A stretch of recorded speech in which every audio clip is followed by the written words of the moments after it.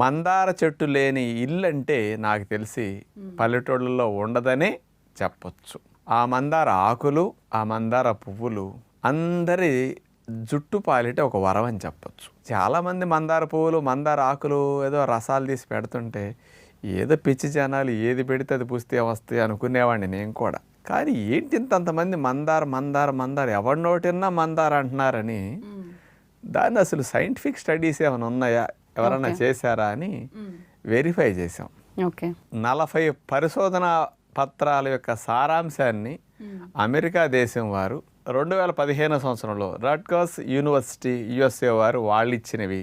ఇంకొక స్పెషల్ది తెల్ల చుట్టు రాకుండా నలుపుగా ఎక్కువ రోజులు ఉండేటట్టు మందారాకులు చేస్తున్నాయని central leather research institute Chennai వారు 2003 సంవత్సరంలో పరిశోధన చేసి మందారాకుల మీద స్పెషల్గా ఇవ్వటం జరిగింది.